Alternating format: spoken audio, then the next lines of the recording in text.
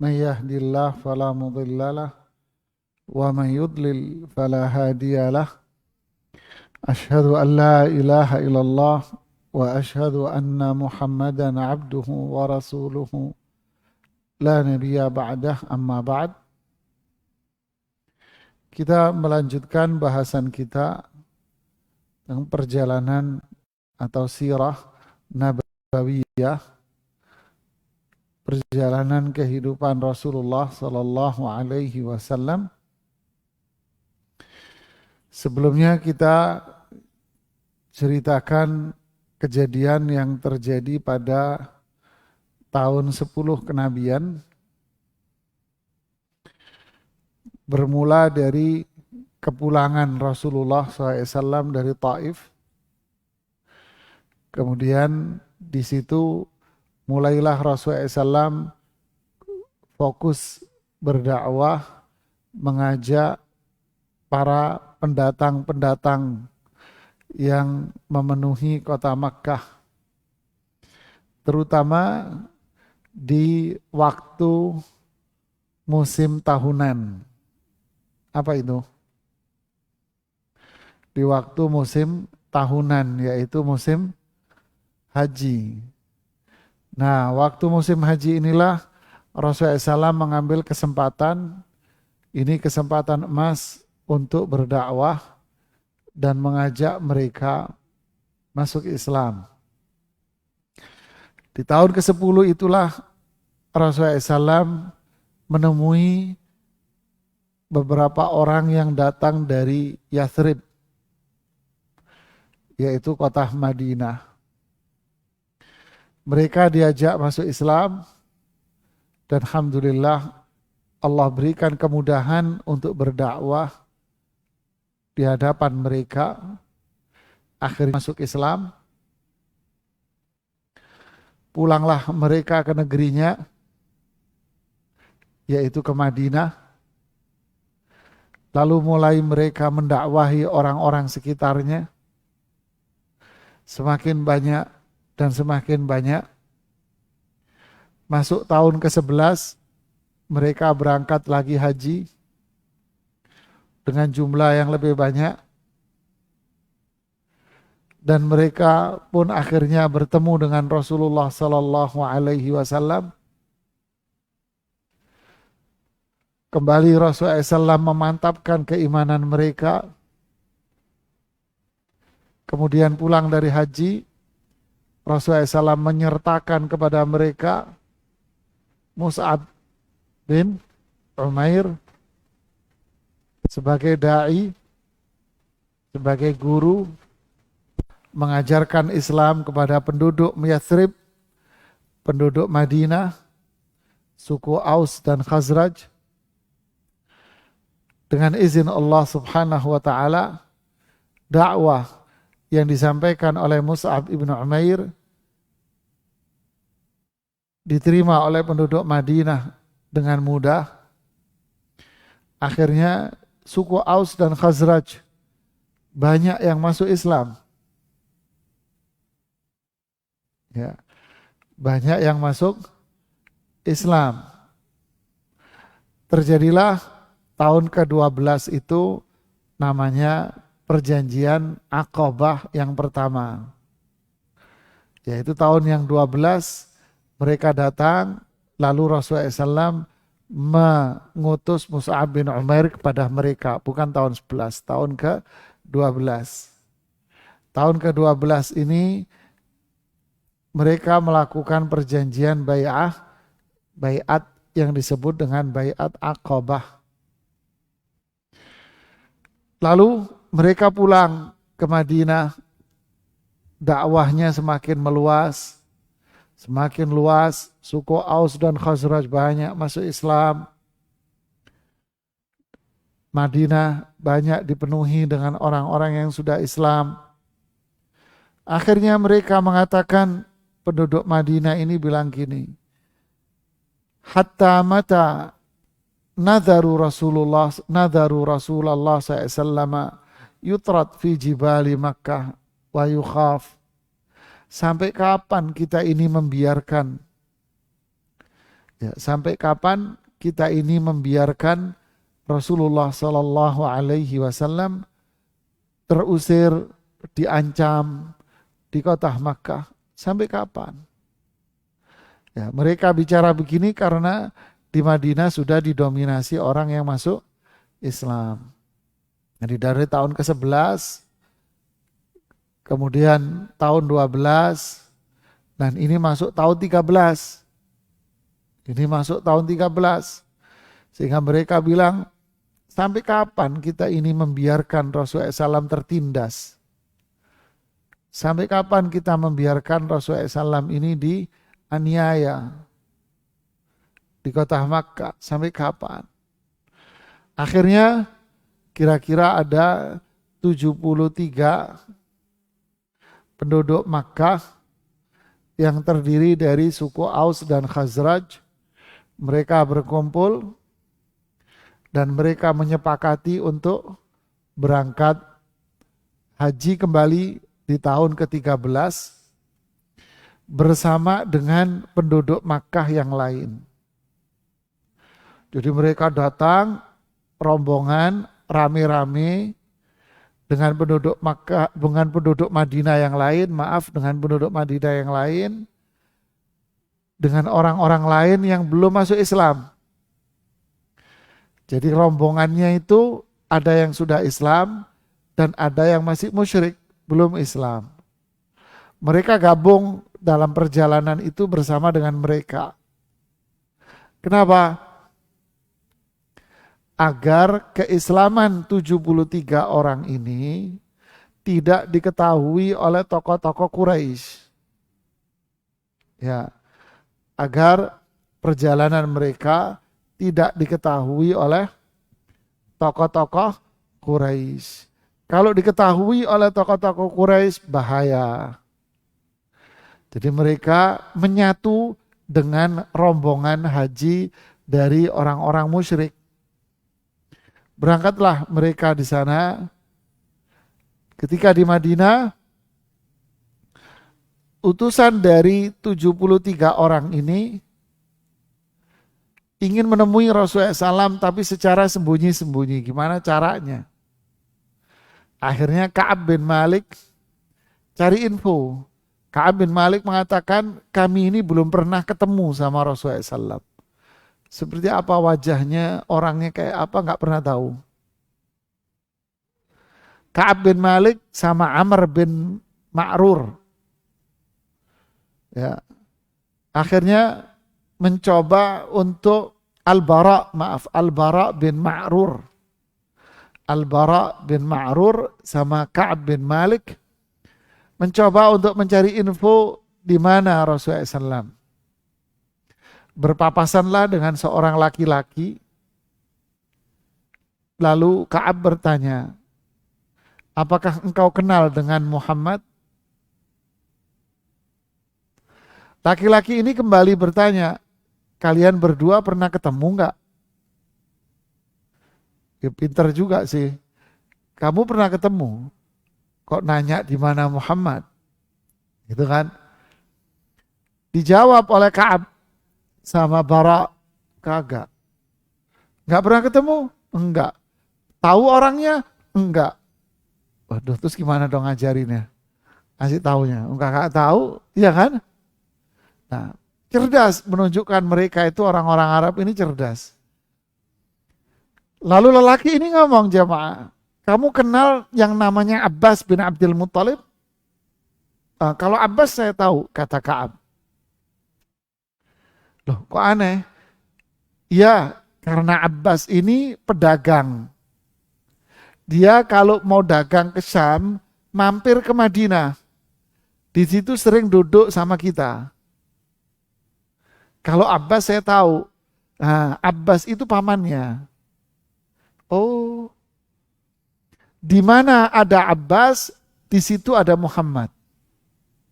Kalau kamu ketemu Abbas, di sebelahnya Abbas itu mesti Muhammad. Wah, dicari. Di mana Abbas? Saya tadi lihat Abbas di masjid. Di sebelahnya dia itulah Muhammad. Lu pinter ya ngasih taunya ya.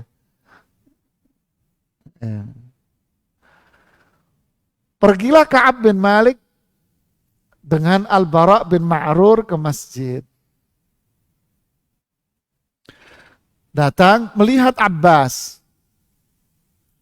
Ketika melihat Abbas, berarti di situ samping itulah Rasulullah Sallallahu Alaihi Wasallam. Ka'ab pun mengucapkan salam. Lalu Abbas mengenalkan diri kepada Rasulullah SAW. Ini Ka'ab bin Malik. Kata Rasulullah SAW, ini Ka'ab bin Malik. Ka'ab bin Malik, ya. Kata Ka'ab, fa wallahi ma ansa Rasulullah SAW. Saya tidak lupa ucapan pertama yang diucapkan oleh Rasulullah SAW kepada kita. Ka'ab bin Malik, iya, seorang penyair berarti dia. Saya nggak lupa itu ucapan. Lalu disitulah terjadi obrolan. Berempat berarti. Abbas, Rasulullah SAW, Ka'ab bin Malik, Bara' bin Ma'rur. Dalam obrolan itu disepakati untuk bertemu dengan rombongan yang lain.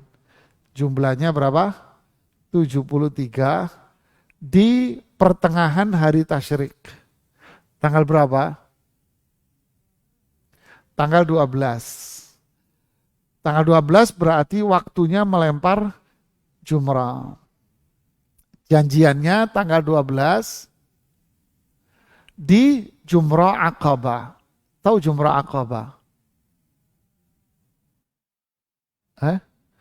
Tahu Jumrah Aqabah, Pak?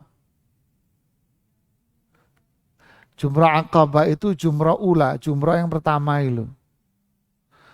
Ya. Janjian di Jumrah Aqabah di tanggal 12.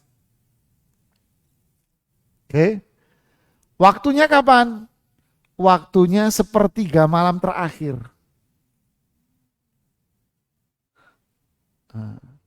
Kenapa? Ayo. Kenapa? Agar tidak diketahui oleh tokoh-tokoh Quraisy. Kalau tahu berabe, bisa bahaya. Kenapa yang dipilih tanggal 12? Kenapa? Siapa yang tahu? Dipilih tanggal 12 karena habis tanggal itu, habis siangnya dia bisa melempar langsung pulang. Jadi untuk meminimalisir kebocoran informasi. Gitu kan? Jadi waktunya dipepet. Dibikin malam biar nggak dengar, dipepet waktunya biar cepat langsung selesai dan pulang. Nggak kelamaan. Faham? Disepakatilah tanggal itu, di jam itu, di tempat itu. Tiba waktunya di sana, persis di tanggal itu, mereka datang. 73 ini datang. Tidur dulu ceritanya, habis tidur tengah malam mereka bangun. Biar nggak diketahui. Akhirnya 73 ini datang dengan pelan-pelan sembunyi-sembunyi, biar tidak diketahui oleh orang-orang Quraisy. Berkumpullah mereka di sana, di Aqabah. Kemudian yang pertama kali bicara adalah Abbas bin Abdul Muttalib. Abbas saat itu belum masuk Islam, masih musyrik. Kenapa? Karena dia membela sang ponakan. Sayang sama ponakannya. Takut ada sesuatu yang buruk jadi dijaga. Inti dari yang disampaikan oleh Abbas di sini adalah Abbas mengatakan kepada orang-orang itu, wahai orang-orang Aus dan Khazraj, Muhammad ini sekarang, posisi sekarang di Makkah sudah dilindungi, sudah dijaga. Sudah dilindungi dan dijaga. Kalau kalian sudah membulatkan tekad untuk memboyong kalau bahasa kita, mengambil Muhammad untuk pindah ke negeri kalian, silahkan. Tapi apakah kalian yakin untuk bisa melindungi Muhammad? Kalau kalian yakin bisa melindungi Muhammad, maka Muhammad telah mendapatkan perlindungan yang baik di tempat Anda. Halus bahasanya. Tapi kalau tidak, di sini dia sudah dilindungi. Dah, itu kalimat dari Abbas bin Abdul Muttalib. Lalu setelah itu Rasulullah SAW yang bicara. Kalau Rasulullah SAW mengatakan demikian, saya bacakan. Tubayi'uni ala sam'i wa ta'ah. Kalian akan membaiatku, sumpah setia kepadaku, untuk taat kepadaku. Fin nasyati wal kasal, baik di saat susah maupun di saat senang. Wa ala nafaqati fil usri wal yusri. Kalian siap membantu saya dengan harta kalian. Baik yang kaya maupun yang miskin. Wa alal amri bil ma'rufi wa nahyi 'anil munkar. Dan kalian pun sumpah setia untuk melakukan amar ma'ruf dan nahi munkar. Wa ala an taqulu fillahi la ya'khudhukum fihi laumata la'im. Kamu berbicara tentang Allah, tentang Islam, kebenaran Islam, tidak takut cacian orang yang mencaci. Sampaikan Islam, gak usah takut atas celaan orang yang mencela. Wala antan suruni idza qadimtu alaikum yathriba. Dan kalian sumpah setia untuk menolongku, membelaku jika aku datang ke negeri kalian. Nah, makanya ini adalah apa? Langkah awal terjadinya hijrah. Jadi kalian sumpah setia untuk membela aku kalau aku sudah datang ke negeri kalian. Fatamna'uni mimma tamna'una minhu anfusakum wa azwajakum wa abna'akum. Kalian akan melindungi saya sebagaimana kalian melindungi jiwa kalian sendiri. Sebagaimana kalian melindungi istri-istri kalian. Sebagaimana kalian melindungi anak-anak kalian. Walakumul jannah. Jika kalian mau melakukan ini semua, kalian pasti akan masuk surga. Wah, lihat. Apa yang terjadi? Maka yang pertama kali membaiat, yang menjabat tangan Rasulullah SAW untuk bersumpah setia melakukan semua itu adalah Al-Bara bin Ma'rur. Itu yang pertama kali. Jadi sumpah setianya apa pertama? Taat. Terus yang kedua apa? Yang pertama taat. Patuh dan taat. Yang kedua sedekah, bantu dengan harta. Jangan taat doang, terus duitnya kagak keluar, nggak bisa. Dakwah ini butuh duit. Ya kalau nggak ada duitnya, ya jalan, tapi susah. Ya bikin pesantren butuh duit, mau dakwah juga butuh duit. Ya kan? Semua butuh. Ya, apalagi zaman now, ya milenial, zaman modern. Ya, insya Allah minggu ini saya mulai membuat film pendek anak-anak. Ya, bikin film-film pendek durasi 3 menit, 5 menit buat anak-anak secara serial. Ya, timnya sudah dibentuk, alhamdulillah. Mantan-mantan pembuat film profesional. Dulu bikin film-film sinetron-sinetron itu. Sudah tobat. Nah, mereka bikin. Alhamdulillah banyak yang bantu. Nah, sebetulnya seperti ini. Ada yang membantu dengan kamera-kamera yang mahal-mahal itu. Dipinjemin. Ya. Ada yang nggak minjem, langsung dikasih, Ustadz saya kirimin kamera ini ke rumah Ustadz. Kirimin kamera gede, mahal Bu. Masya Allah, langsung dikasih. Mahal kameranya. Insya Allah minggu depan mulai kita produksi film-film pendek buat dakwah kita. Tema yang pertama yang akan diangkat adalah orang tua kita, surga kita. Nah, itu tema yang pertama tuh. Orang tua kita, surga kita. Yang kedua, judulnya Jangan Bohong. Judulnya, Jangan Bohong. Tema hari-hari. Ya, semoga Allah berikan kemudahan buat kita semuanya. Jadi sumpah setianya di tanggal tahun 13, berarti bulan Dzulhijjah. Berarti tanggal berapa? 12. Ya, tanggal 12. Jamnya kalau orang sekarang bilang dini hari, tengah malam. Ya. Isinya yang pertama, taat dan patuh kepada Rasulullah SAW. Yang kedua, nafkah, bersedekah. Yang kaya yang sedekah, yang nggak mampu juga sedekah sesuai dengan kemampuan masing-masing.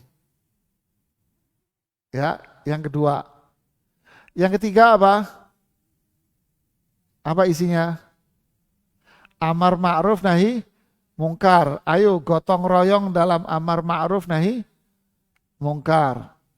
Kalau ada kebaikan ya kita dorong, kalau ada keburukan ya kita cegah, kita ingatkan. Yang keempat, apa? Enggak usah takut sama orang yang mencela dan mencibir. Ya, jangan takut atas celaan dan cibiran orang. Biasalah itu, dicela, dicibir itu biasa. Enggak usah takut sama mereka yang mencela dan mencibir. Kemudian yang kelima apa? Menolong Islam. Membela Islam dari orang-orang yang merendahkan dan menghinanya. Menolong Rasulullah SAW dari setiap orang yang berusaha untuk merendahkan dan menghinanya. Ikut menegakkan Islam. Terus yang keenam, melindungi Rasulullah SAW. Siapa yang melakukan 6 poin ini dijamin masuk surga sama Rasulullah SAW. Subhanallah ya, luar biasa. Sontak namanya Bara bin Ma'rur yang pertama ketemu Rasulullah di masjid tadi itu. Mengatakan, wahai Rasulullah, demi zat yang mengutusmu dengan kebenaran, saya akan melindungi engkau sebagaimana aku melindungi istri dan anak-anakku. Subhanallah ya. Fanahnu ahlul hurub. Kita ini ahli perang, udah biasa perang. Karena mereka kan Aus dan Khazraj 30 tahun mereka apa? Perang suku. Kita ini ahlul hurub, udah biasa perang, nggak usah takut. Kita siap. Wa ahlul halqah. Dan kita ini orang-orang yang punya peralatan perang. Warisnaha kabiran an kabir. Ini kita dapat warisan dari bapak-bapak kita dulu sudah. Jadi kalau urusan jaga menjaga, udah kerjaan kita lah, gitu ya. Kita siap untuk berperang. Kemudian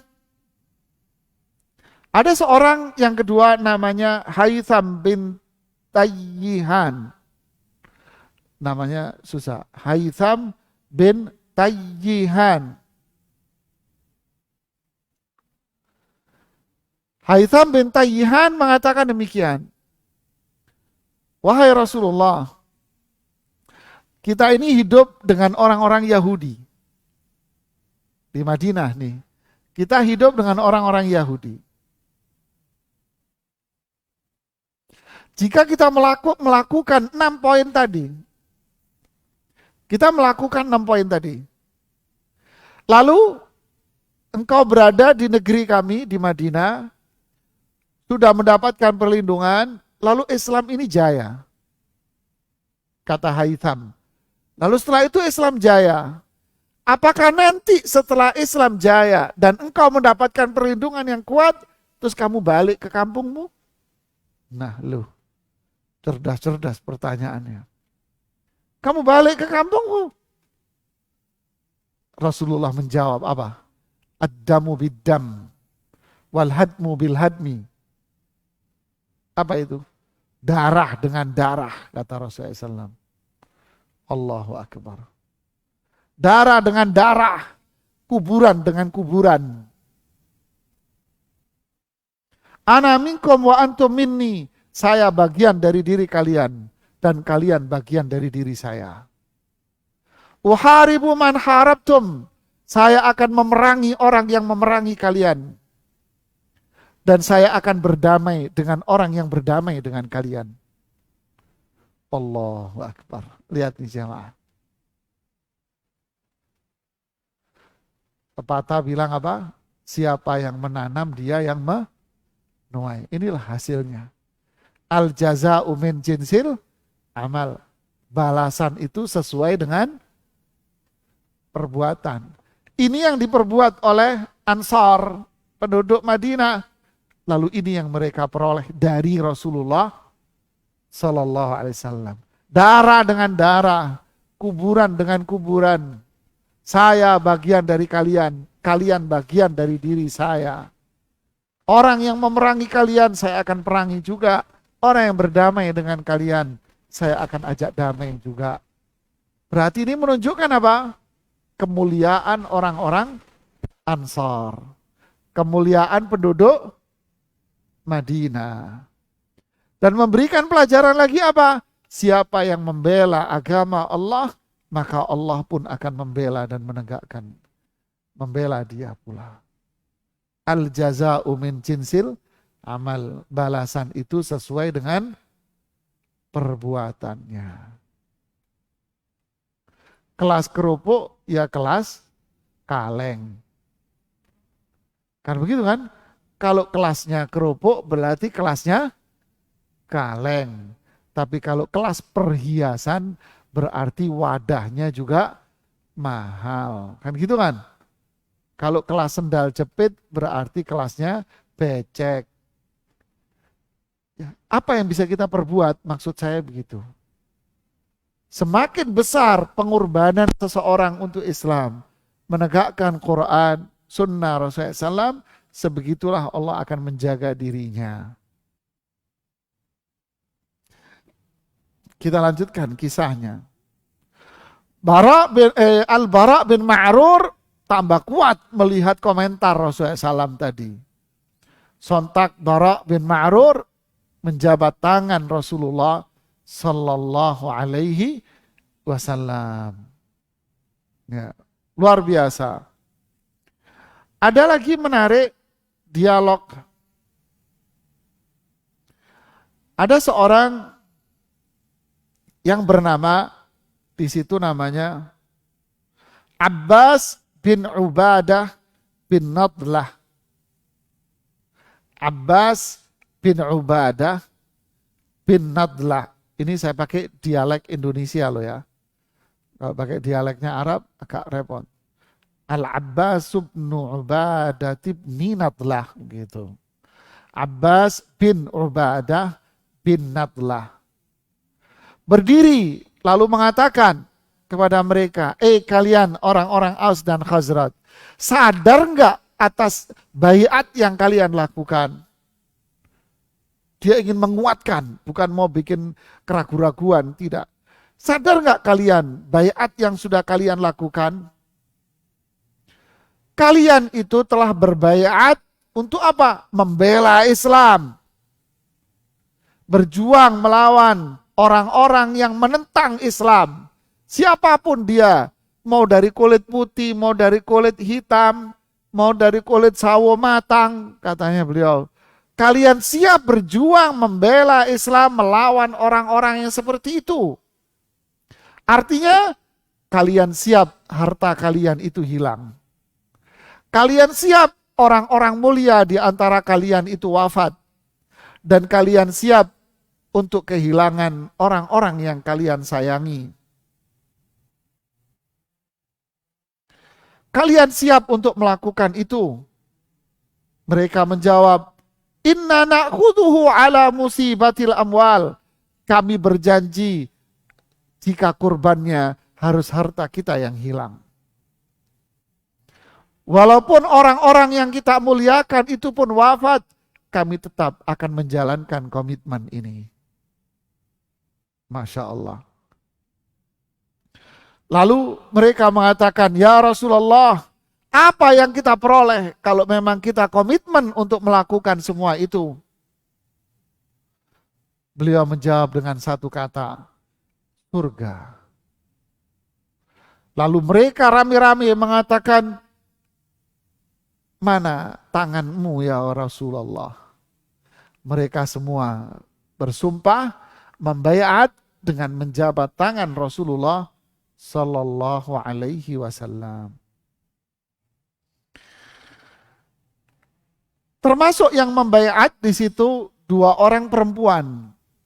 Dari 73 itu 2-nya ternyata seorang wanita. Perempuan-perempuan ini, 2 perempuan ini pun ikut sumpah setia kepada Rasulullah SAW. 2 perempuan ini. Cuman Rasulullah tidak mau menjabat tangan perempuan. Inilah usafihun nisa. Saya tidak mau menjabat tangan wanita. Zaman sekarang bukan jabatan tangan lagi, tapi apa? Cipika-cipiki. Bahkan berpelukan dengan orang yang nggak ada hubungan apa-apa gitu ya. Serem. Siapa perempuan itu? Salah satu dari perempuan ini namanya Ummu Umarah. Ummu Umarah. Ummu Umarah. Dikenal dengan panggilan Ummu Umarah. Ummu Umarah ini nama aslinya Unaisah. Sebentar, maaf. Bukan, nama aslinya Nusaibah. Nama aslinya Nusaibah. Panggilannya Ummu Umarah. Ini karena dia perempuan ini radhiyallahu anha sudah ikut janji di sini, maka perempuan ini sosok perempuan pendekar ini, Bu. Ini mujahidah, perempuan yang ikut jihad. Ini perempuan ikut jihad, Bu. Ikut jihad di jalan Allah. Bukan hanya sekedar jihad sebagai tamrid. Tahu tamrid? Sebagai tenaga medis, bukan. Tapi Ummu Umarah bawa pedang. Ikut berperang, Bu, Ummu Umarah ini. Lihat, ikut jihad nih ibu ini. Ibu-ibu ini. Luar biasa. Pada waktu perang Uhud, posisi Rasulullah SAW terjepit, Ummu Umarah meninggalkan profesinya sebagai perawat. Diambil pedang, dia berdiri di samping Rasulullah SAW, mencegah Rasulullah SAW dari serangan ratusan ribu pasukan Abu Sufyan. Pedangnya membabi buta, bunuh sana, bunuh pasukan sana, Ummu Umarah ini.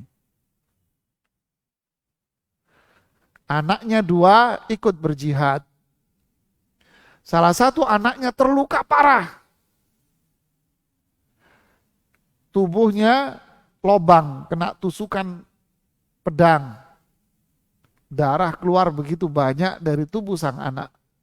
Sehingga anaknya lemas. Kata Ummu Umarah, kalau bukan karena perintah Rasulullah SAW, saya biarkan anak saya menjadi laki-laki. Serem ya, Pak. Kenapa Rasulullah teriak, ya Umma Amarah, itu putramu luka parah.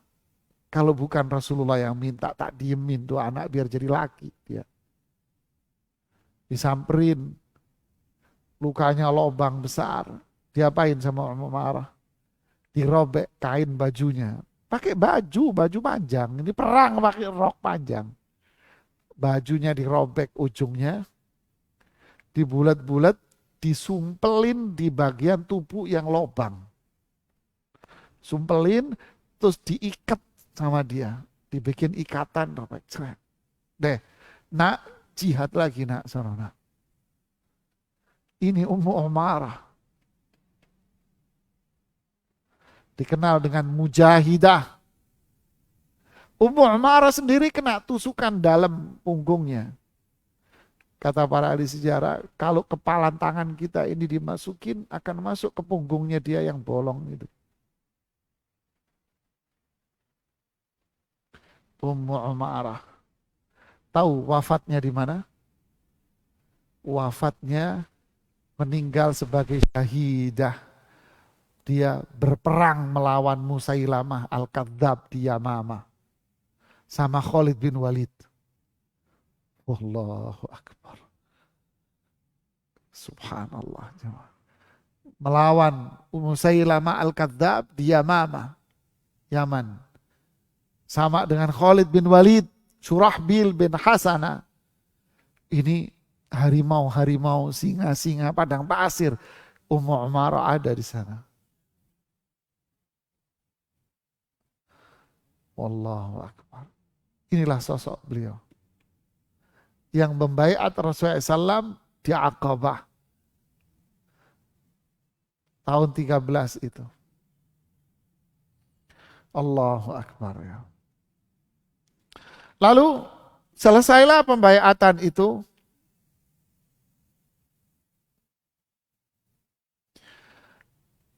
Tiba-tiba di tengah malam yang gelap gulita, sepi itu jemaah. Sepi, kan hening itu kan. Dibikin hening. Tiba-tiba ada yang teriak dari ujung Mina.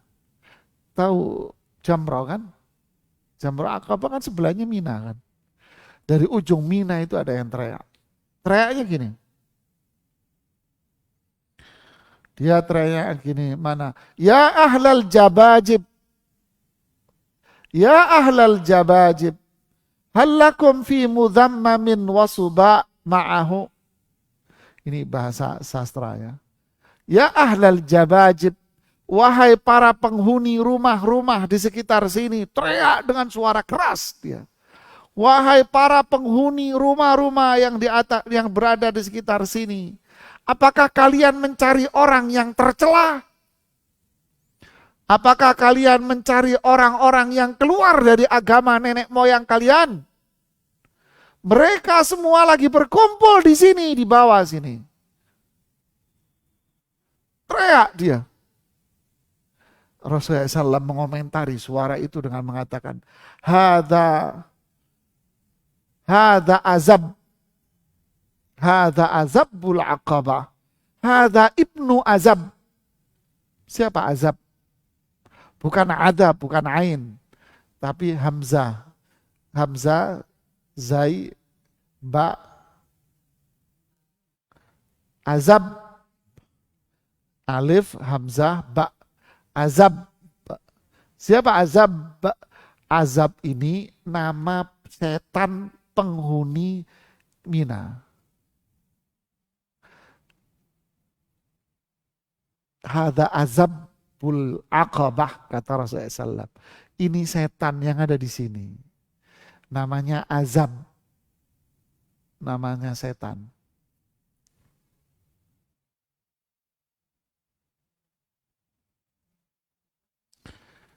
Kata Rasulullah SAW, wahai musuh Allah, dengarkan ucapan saya.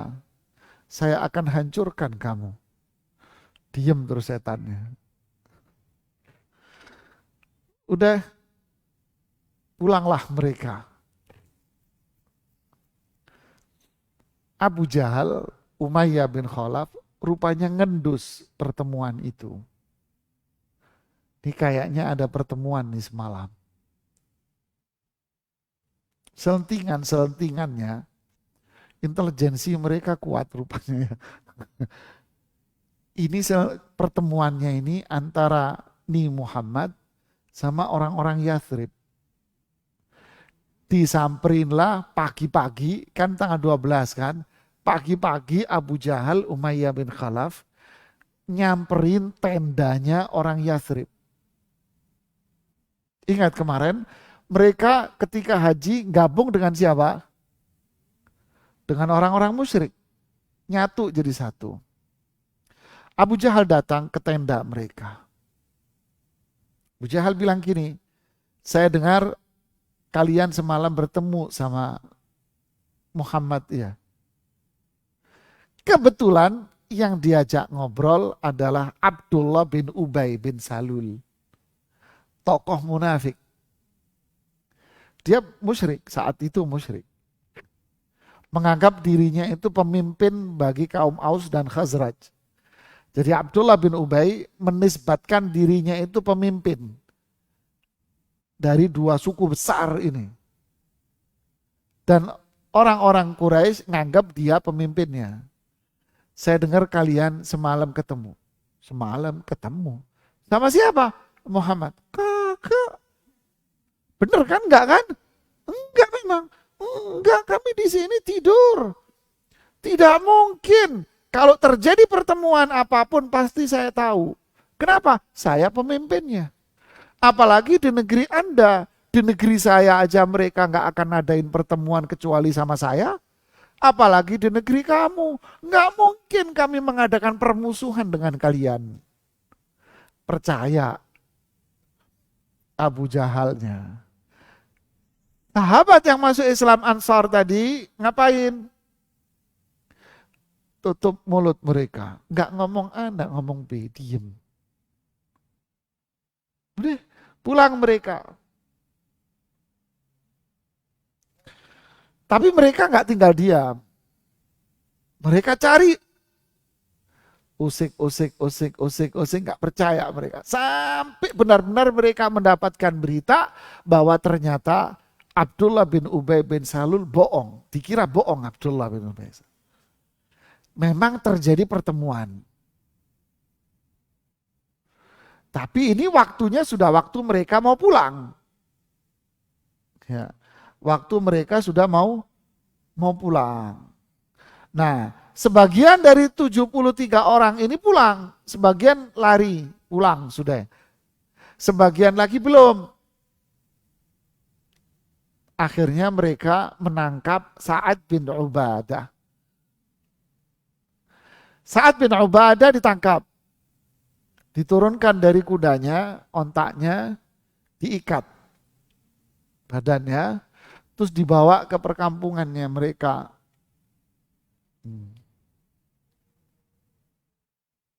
Dibawa ke perkampungan mereka, diikat di situ. Lalu tiba-tiba muncul seseorang bernama Suhail bin Amr. Dia ini grupnya Abu Jahal. Sa'ad bin Ubadah nggak ngomong apa-apa, nggak membocorkan rahasia, diem. Sebelum digebukin segala macam sama Abu Jahal, Suhail bin Amr mengatakan kepada Sa'ad bin Ubadah, kamu pernah nolong siapa? Waktu di Madinah, ada nggak penduduk Makkah yang pernah kamu tolong? Dia mengatakan, oh iya, saya dulu pernah menolong 2 orang dari kalian. Ya, saya dulu pernah menolong 2 orang dari kalian. Dia bernama Jubair bin Mut'im sama Harith bin Harb bin Umayyah.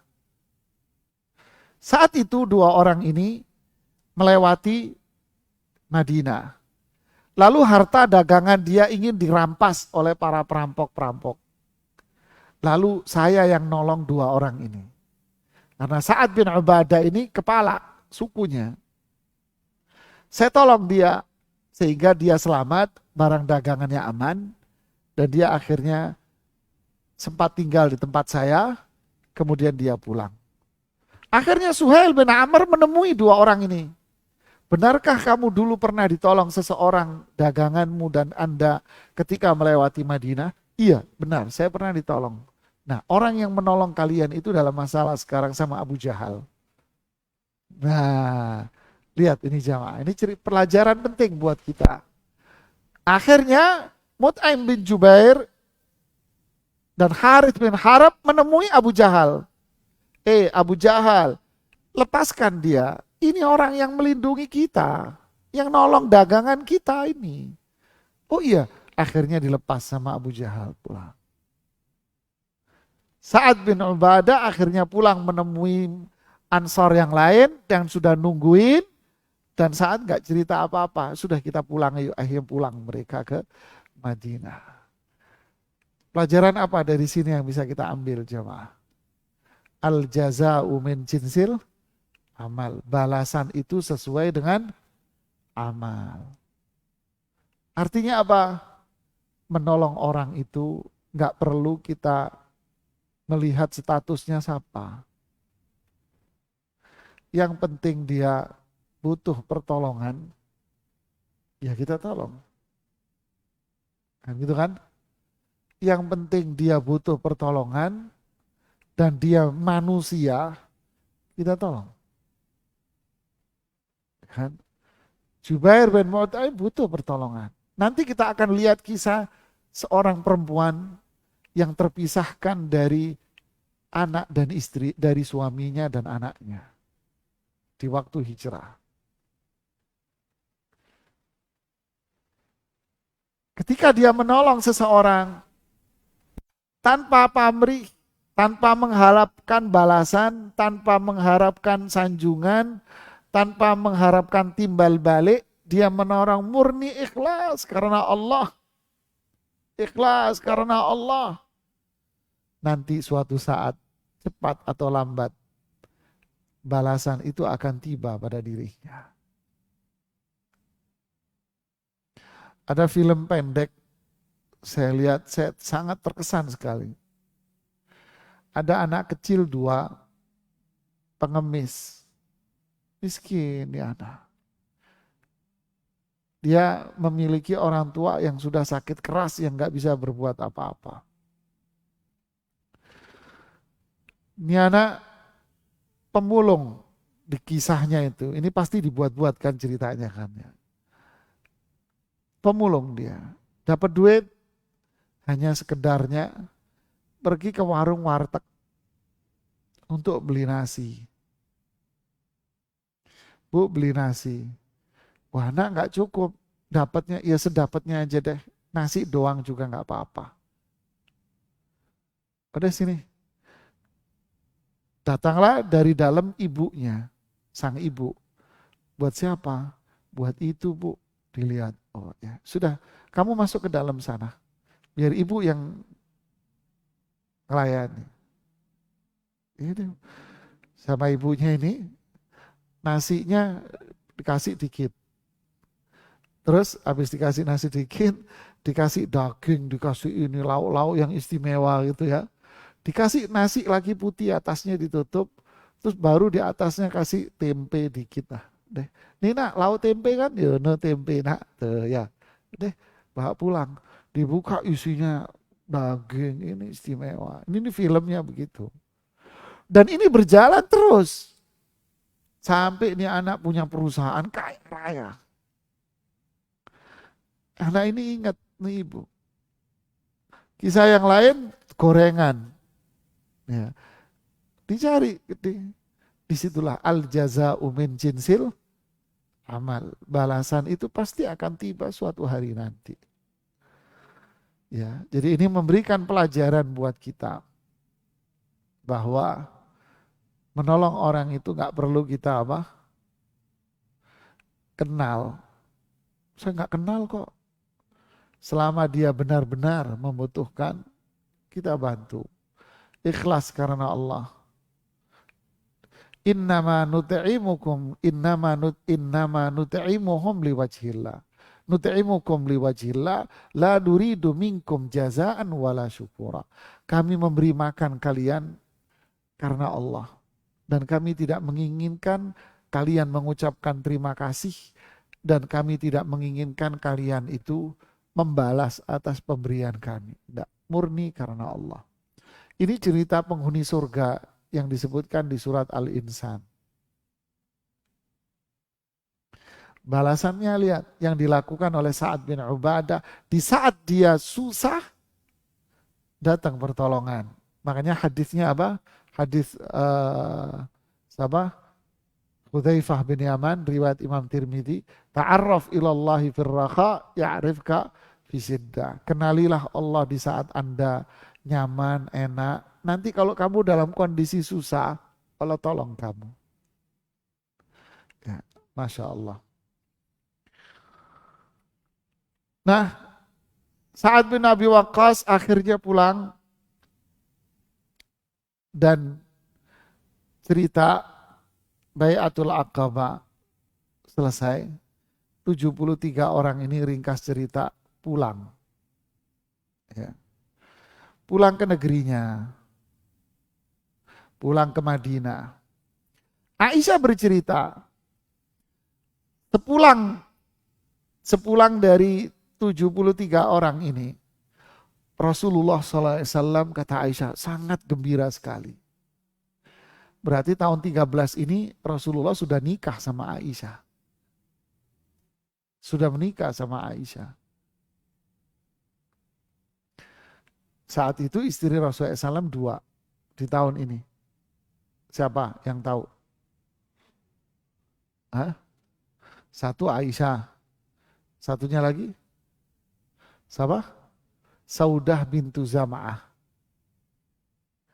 Aisyah, banyak orang yang nggak percaya Aisyah dinikahi dengan usia 6 tahun. Ya, Aisyah nikah usia 6 tahun. Saudah bintu Zam'ah dinikahi oleh Rasulullah SAW umur 50 tahun. Saudah bintu Zam'ah dengan Khadijah dari sisi bisnis dan kekayaan 11-12. Pebisnis ini. Saudah ini. Cuman tentu keturunan pamor lebih tinggi dari Khadijah. Khadijah menang keturunannya tinggi. Saudah kaya rakyatnya. Jadi menikah dengan Saudah dulu, baru setelah itu menikah dengan Aisyah. Tapi nggak serumah sama Aisyah. Aisyah tetap tinggal sama ayahandanya, yaitu Abu Bakar Siddiq. Tahun ke-10 menikah sama Aisyah. Jadi sampai tahun 13 ini Rasulullah nggak serumah 3 tahun. Kok aneh 6 tahun? Ya, orang Arab bilang bintul khudar ghair bintil jazar. Anak gadis tukang sayur beda dengan anak gadis tukang jagal. Tahu maksudnya? Ini pepatah. Maksudnya pertumbuhan anak itu dipengaruhi oleh makanan dan lingkungan. Ini anak-anak zaman dulu makannya bukan sarapan pakai bubur. Makanannya bukan apa? Pecel, lele. Makanannya apa? Daging onta, ambing, hidup di padang pasir. Berarti pertumbuhan badan zaman itu apa? Gede-gede, bongsor-bongsor. Coba lihat anak SD zaman dulu, gede-gede kan? Coba anak SD zaman sekarang, anak SMP. Kecil-kecil. Iya enggak? Anak SMP zaman sekarang, aduh keimut-imut gini SMP. Zaman kita dulu SD itu sudah, begitulah. Jadi kita nggak bisa membedakan antara anak kota dengan anak gunung. Iya kan? Anak kota apa? Ager-ager, imut gitu. Anak gunung? Hah? Gimana Pak anak gunung Pak? Keker-keker jamaah. Gede-gede. Itulah kehidupan dan lingkungan geografis. Jadi jangan dibayangkan 6 SD anakmu. Iya anak 6 SD sekarang ya TK Bu. Ya, kalau anak gunung, terus anak zaman dulu, ya begitulah ya. Jadi Aisyah mengatakan kembali ke sini, setelah orang-orang Ansar itu pulang, Rasulullah SAW sangat gembira sekali. Kenapa? Dakwahnya diterima. Bahkan diterima oleh dua suku besar, Aus dan Khazraj. Dan ada orang-orang yang sudah siap menjaga beliau, membela dakwah Rasulullah Sallallahu Alaihi Wasallam. Lalu sisi lain, apa yang terjadi dengan Abu Jahal yang tahu akan adanya pertemuan itu dan tahu isinya mereka. Isinya apa? Isinya bahwa Muhammad sama teman-temannya bakal ninggalin Makkah. Tahu mereka paham. Karena itu inti perjanjiannya. Lalu apa yang terjadi? Oh, mereka mengencangkan ikat pinggang. Tambah dahsyat penyiksaannya. Jaga, apa namanya istilahnya, siaga. Apa siaga kalau sudah puncak, siaga satu ya. Siaga satu ini sudah mereka.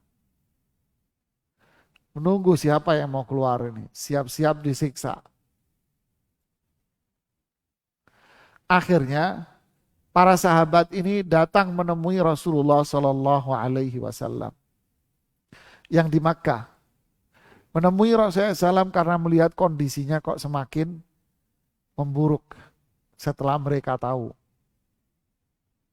Para sahabat mengatakan dan meminta izin kepada Rasulullah SAW untuk hijrah ke negeri Yathrib itu. Untuk hijrah ke Madinah. Apa jawaban Rasulullah SAW? Ini jawaban beliau. Inni uridu dara hijratikum. Sebetulnya saya juga sudah diperlihatkan kok oleh Allah. Negeri yang bakal kalian tinggalin. Tempat yang bakal kalian tinggalin. Dzata nakhlin baina labataini. Negeri itu, kota itu dipenuhi dengan kurma. Posisinya di antara dua gunung, di tengah-tengahnya ini kotanya. Dipenuhi dengan pohon kurma. Wahumal harratan. Dua gunung ini adalah gunung cadas. Batu hitam yang sulit untuk ditembus oleh siapapun. Ini gunung ini. Dan di sekitarnya banyak pohon-pohon kurma, kebun-kebun kurma yang sangat lebat sekali. Mereka tinggal di daerah itu.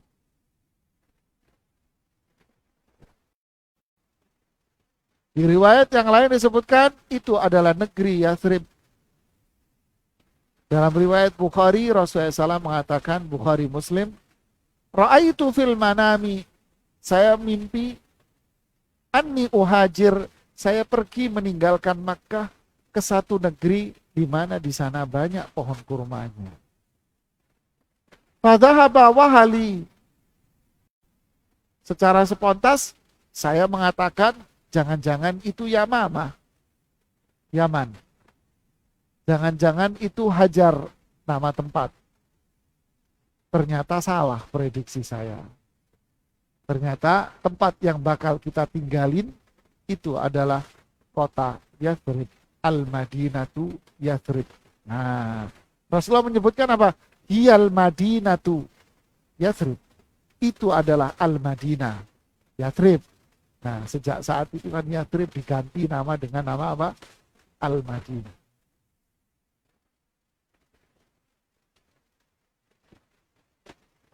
Di riwayat yang lain dalam Bukhari Muslim dari Abu Hurairah, umirtu biqaryatin. Saya diperintahkan untuk tinggal di satu kota. Takulul qura, di mana kota itu nanti akan mampu menguasai kota-kota yang lain. Mereka mengatakan itu adalah Yathrib. Wahyal Madinah. Tidak, itu adalah Al-Madinah, kata Rasulullah SAW. Tanfin nasa kamayan fil kiru khabathal hadida. Kota itu akan membersihkan manusia Sebagaimana api itu membersihkan kerak-kerak yang ada di dalam, yang ada di besi. Ini keutamaan kota Madinah. Susah diserang pasukan lawan karena letak geografisnya.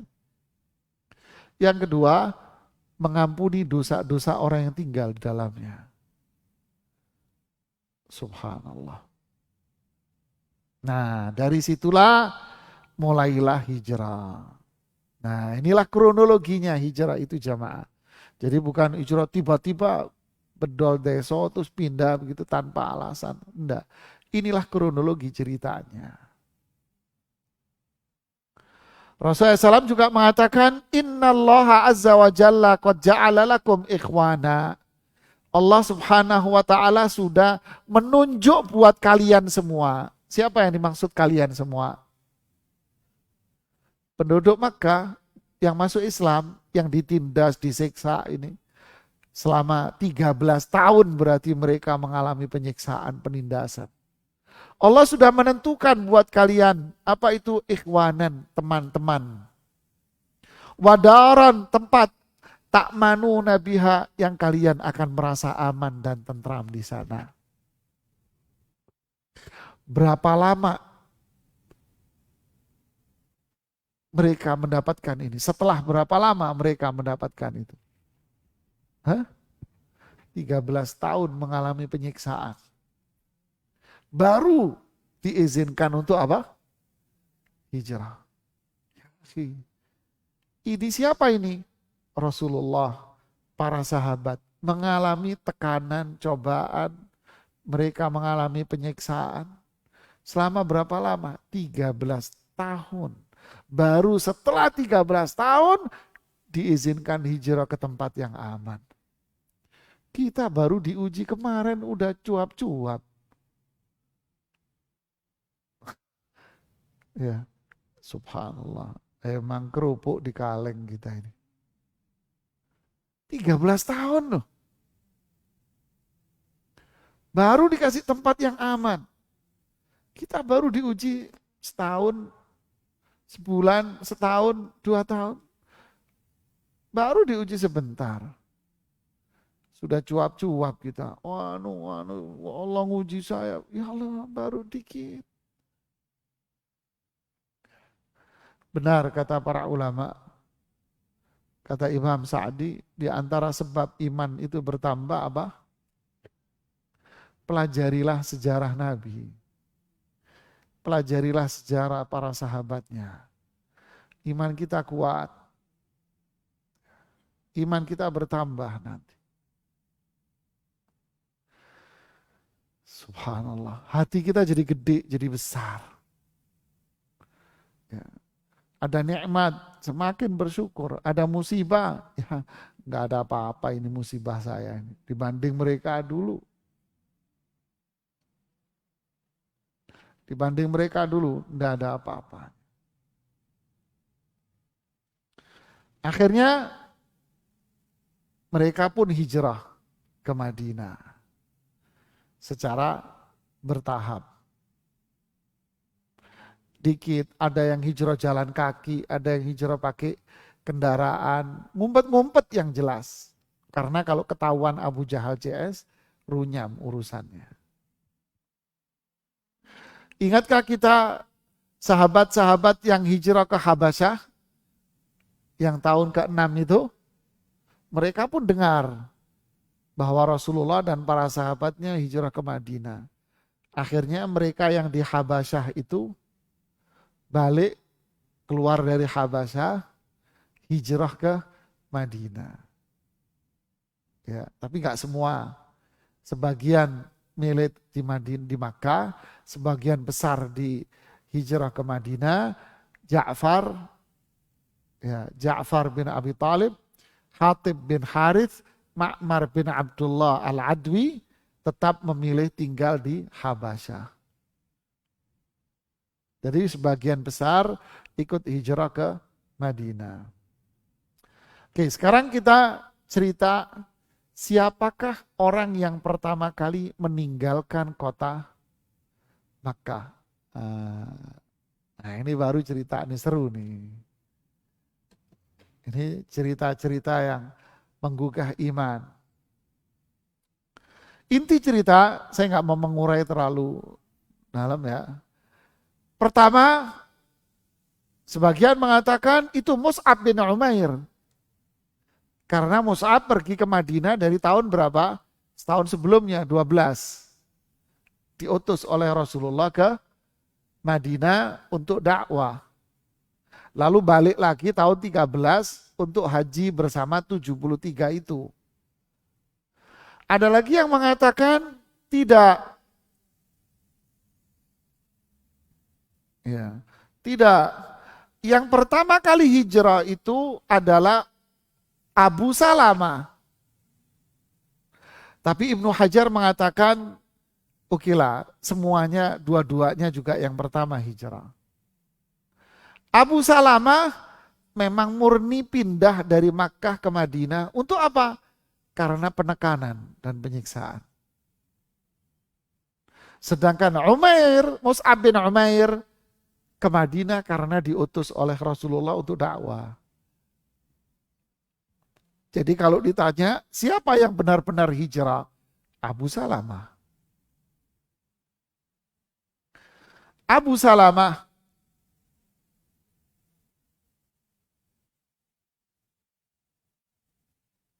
nama aslinya Abdullah bin Abdul Asad. Abu Salamah nama aslinya Abdullah bin Abdul Asad. Abu Salamah ini saudara satu susuan dengan Rasulullah SAW. Sama-sama pernah disusui oleh satu perempuan. Istrinya dikenal dengan panggilan Ummu Salamah. Istrinya dikenal dengan nama Ummu Salamah. Nama aslinya Hindun. Nama aslinya Hindun bintu Abu Umayyah Al-Mughirah. Punya anak satu namanya Salamah. Makanya dipanggil ayahnya Salamah. Ibunya, mamanya Salamah. Kalau sekarang Bunda Salamah. Ya, kalau sekarang Bunda Salamah gitu ya.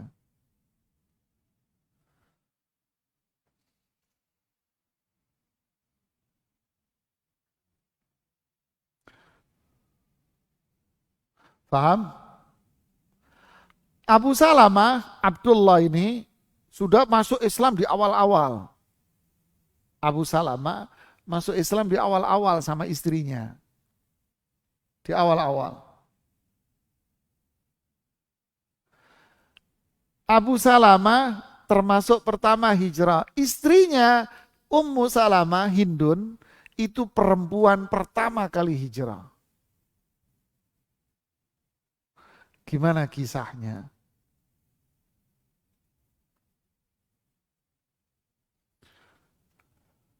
Allahu Akbar ya.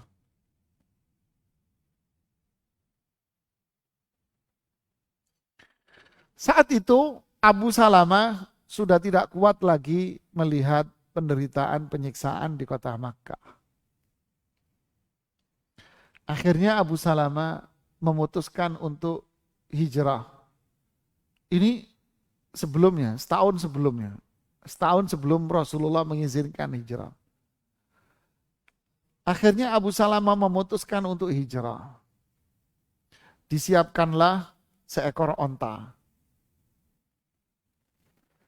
Lalu istrinya Ummu Salamah, Hindun, sama anaknya Salamah dinaikkan di atas onta itu. Jalanlah dari perkampungan kota Makkah. Di tengah jalan, keluarga besar dari Hindun, yaitu keluarga besar Mughirah, melihat ternyata ada ponakannya dia sama cucunya dia kok pergi meninggalkan perkampungan, tanpa seizin dari keluarga besar. Karena mereka kan persukuannya kuat. Kok ninggalin kita, nggak izin sama kita. Apa yang terjadi? Akhirnya mereka menahan tali pelana onta dan ditarik tali pelananya sehingga terlepas dari Abdullah. Dipeganglah tali pelananya oleh keluarganya, dibalik lagi, dibawa lagi masuk ke Makkah. Keluarga Abdul Asad melihat cucu kita kok dibawa keluarga cewek. Ini aib bagi orang Arab. Tidak boleh anak laki-laki dibawa oleh keluarga perempuan, aib. Oh, tidak bisa. Datang keluarga Abdul Asad. Mau ngapain? Mau ngambil si Salamah. Tarik-tarikan. Akhirnya Abdul Asad, keluarganya Sabah, Abdullah berhasil mengambil Salamah. Jadi ceritanya Ummu Salamah diambil oleh keluarganya Mughirah, Salamah diambil oleh keluarga sang ayah, keluarganya Abdullah. Abdullahnya kemana? Abdullahnya terus berangkat ke Madinah. Disuruh berangkat Abdullah. Dipisahkan oleh dua keluarga besar. Sejak saat itu Ummu Salamah terpisah dari anak dan istrinya. Bukan Abdullahnya kabur, enggak. Memang dia dipisahkan, disuruh pergi. Terpisahlah sejak saat itu Ummu Salamah dengan istri dan suaminya. Ummu Salamah. Apa yang terjadi? Allah, sedih nih jamaah. Apa yang terjadi? Ummu Salamah bilang gini, "Fama zala abki hatta amsi." Saya menangis dari pagi sampai sore. Sanatin au qariban minha. Setahun atau kurang dari setahun saya menangis dari pagi dan sore. Setiap pagi saya pergi ke padang pasir untuk menanti dan melihat apakah suamiku datang kembali atau tidak. Setiap hari pergi ke padang pasir, melihat suaminya datang atau tidak, melihat putraku kemana. Setiap hari dilakukan kurang lebih 1 tahun, menangis dalam kondisi itu dari pagi sampai sore. Kalau kita mengatakan apa? Gila nih orang. Kan gitu kan? Gila nih. Lalu salah satu dari keluarga Mughirah, keluarganya dia ngeliat sepupunya.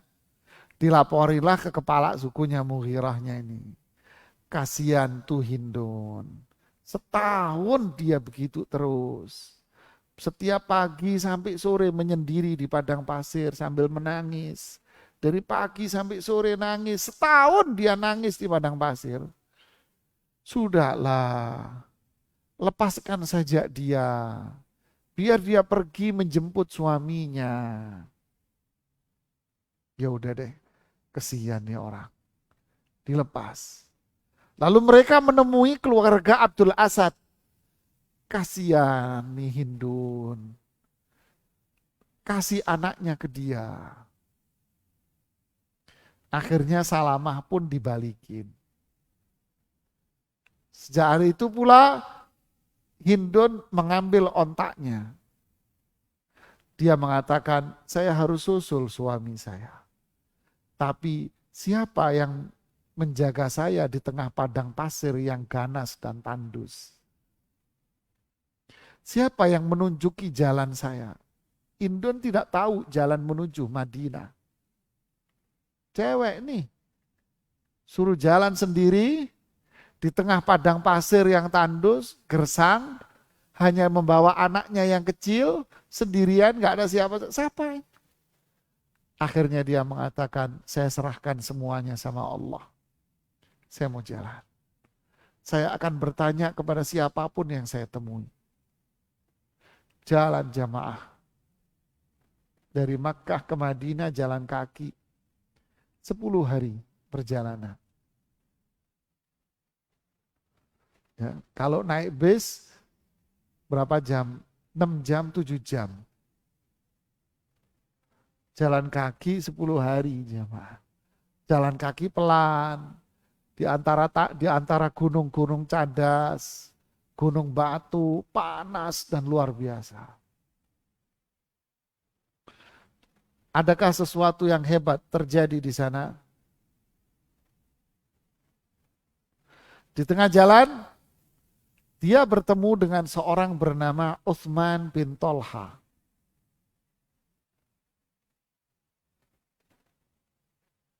Utsman bin Tolha nanya, ila aina yabnata Abi Umayyah.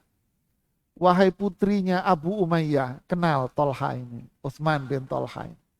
Putrinya Abu Umayyah, mau kemana kamu? Kalau orang Jawa, mana nduk gitu ya. Mau kemana kamu? Anak-anak gadi, anak perempuan sendirian sama putri putranya di tengah padang pasir. Mau kemana kamu? Dia jawab, saya mau temui suamiku. Kamu ditemani seseorang? Enggak. La wallahi. Tidak ada seorang pun yang menemani saya. Saya hanya ditemani sama Allah subhanahu wa ta'ala. Kemudian putra saya ini yang menemani saya. Utsman mengatakan, wallahi ma laki min mutrak. Perempuan seperti kamu enggak pantas dibiarkan jalan sendiri di tengah padang pasir. Lalu Utsman bin Tolha memegang tali pelana ontanya, ditarik tali pelananya, dianterin. Kalau waktu istirahat di bawah sebuah pohon, ya, diletakkan nih onta di dekat pohon, diikat ontanya di dekat pohon, kemudian ontaknya disuruh turun, ontanya turun, Utsman bin Tolha pergi menjauh. Ummu Salamah turun, pergi menjauh dia. Setelah itu, saya istirahat di bawah pohon, kata Ummu Salamah. Dia menjauh dari saya. Ketika mau jalan, dia datang lagi, dibuka ikatan ontanya. Kemudian ontaknya disuruh berdiri, pindah untuk mendekat Ummu Salamah. Ketika mendekat, ontanya suruh turun lagi, lalu dia pergi lagi menjauh. Baru Ummu Salamah naik. Ketika Ummu Salamah naik, sudah, baru dia datang lagi. Ya Allah, adabnya luar biasa. Siapakah Utsman bin Tolha? Dia musyrik penyembah berhala.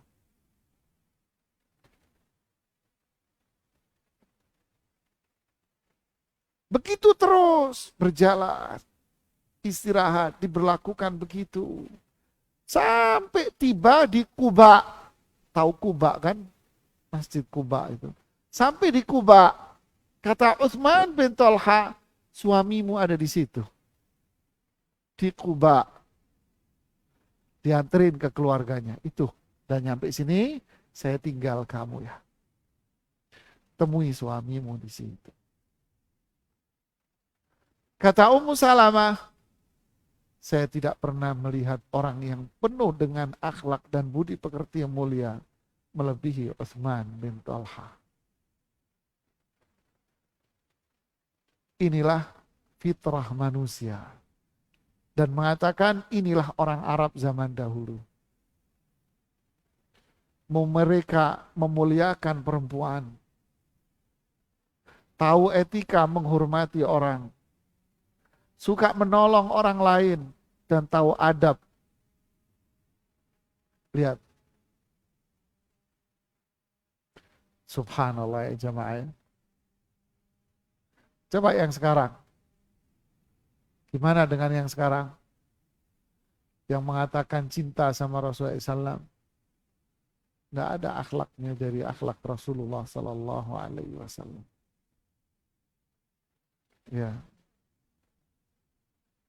Subhanallah. Ini kisah siapa?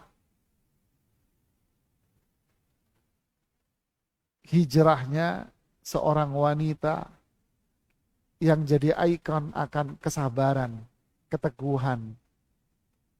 Ini sosok wanita simbol dari apa? Perempuan yang sabar. Sosok perempuan yang sangat sayang sama keluarganya, sama suaminya. Apapun yang terjadi dia akan tegar dan sayang sama suaminya. Makanya ketika Abu Salamah wafat setelah perang Uhud,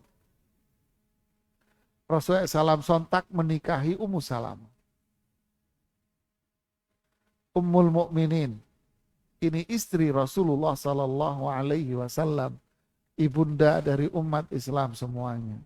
Ummu Salamah, Hindun bintu Abu Umayyah Al-Mughirah. Lihat, Rasulullah SAW tidak menikahi perempuan yang sembarangan.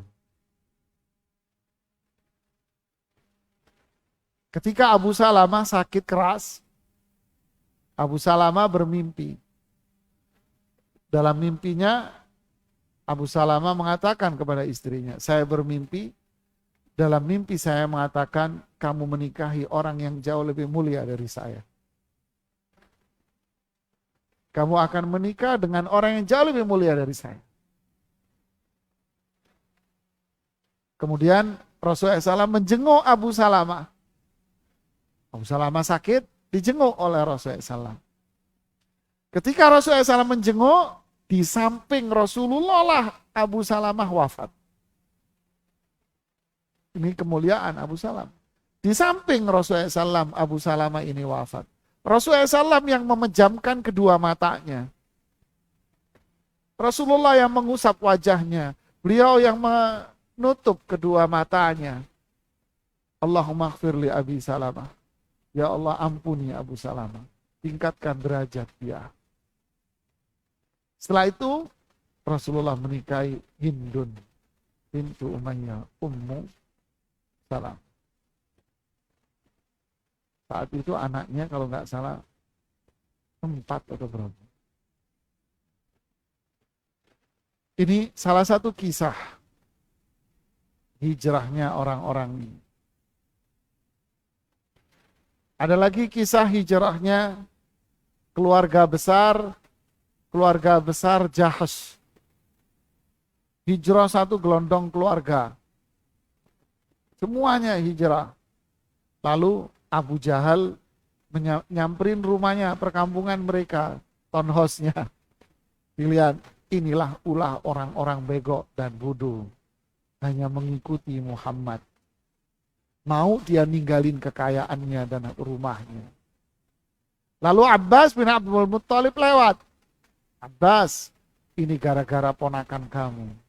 Akhirnya orang-orang ini meninggalkan kekayaannya. Meninggalkan keluarga besarnya. Lihatlah, pelaku kejahatan selalu menuduh orang baik itu jahat. Dia lupa kalau biang permasalahan itu adalah dirinya.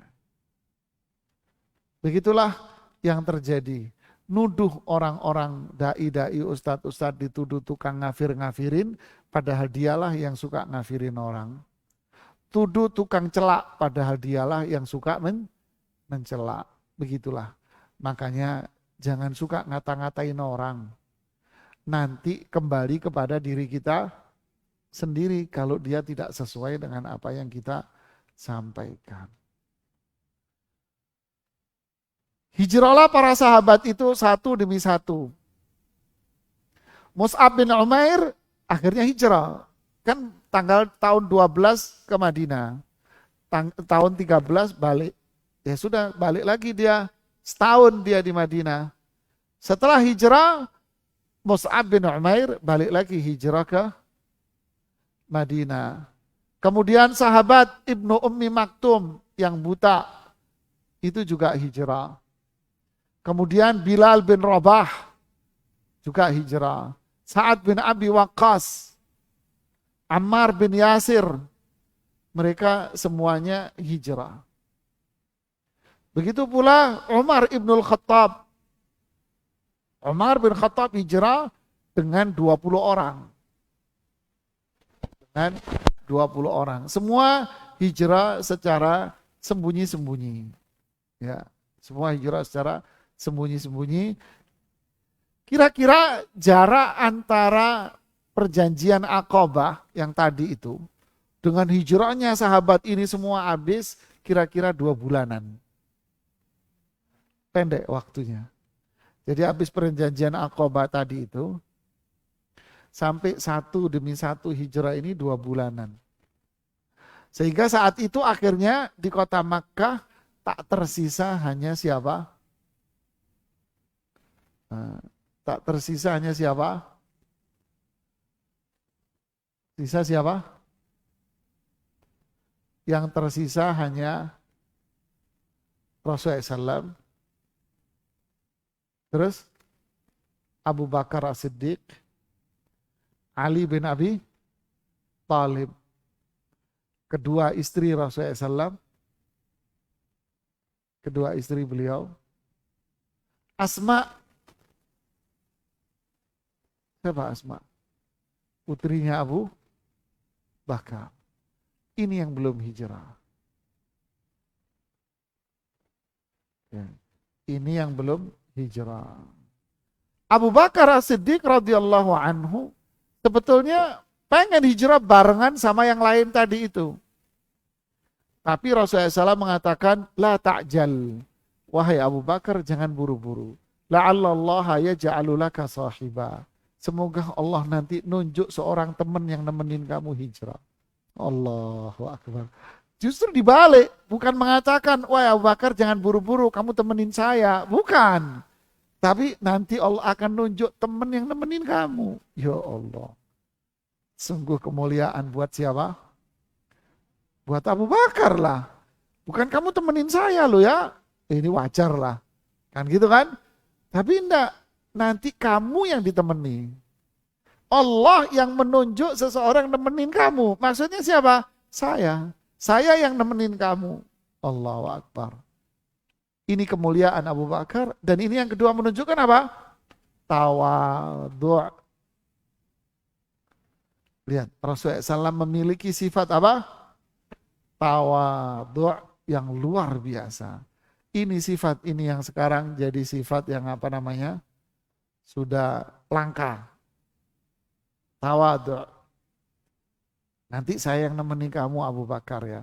Berarti kan tawadhu'nya luar biasa. Subhanallah. Nah dari situ mulailah apa itu? Rasulullah SAW tinggal menunggu siapa? Jibril datang, katakan, wahai Rasulullah, sekarang waktunya hijrah. Jadi Rasulullah SAW menunggu izin dari Allah untuk hijrah. Begitu pula Abu Bakar As-Siddiq menunggu izin dari Allah untuk menemani Rasulullah Sallallahu Alaihi Wasallam. Ali bin Abi Thalib sama menemani Rasulullah SAW. Ini di Makkah tersisa hanya orang-orang ini. Bagaimana cerita Rasulullah meninggalkan kota Makkah ke Madinah? Kita lanjutkan di pertemuan berikutnya. Ya. Apakah orang-orang Quraisy tinggal diam? Tidak. Mereka mengadakan meeting. Namanya Darun Nadwa. Di Nadwa. Meeting Darun Nadwa. Di dekat Ka'bah. Mengadakan pertemuan, meeting di sana. Apa sikap kita dengan ini semua? Teman-teman Muhammad sudah pergi semua.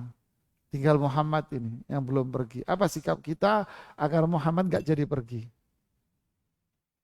Nah, disitulah rapat melahirkan pertemuan, kita bunuh saja deh, biar selesai. Nah, bagaimanakah ceritanya? Ini yang menarik Ya, kita lanjutkan di pertemuan kedua, hijrah ke Madinah, bagian yang kedua. Ya. Hijrah ke Madinah, bagian kedua.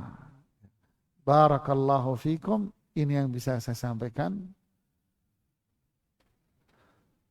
Saya kira langsung saja. Ada pertanyaan banyak. Waktunya mepet ya. Kita tutup aja sampai di sini. Ceritanya terlalu asik, ya, sehingga nggak dikasih kesempatan untuk nanya. Mohon maaf, dan ini yang bisa saya sampaikan. Subhanakallahumma bihamdik. Asyhadu an la ilaha illa anta astaghfiruka wa atubu ilaik. Assalamualaikum warahmatullahi wabarakatuh.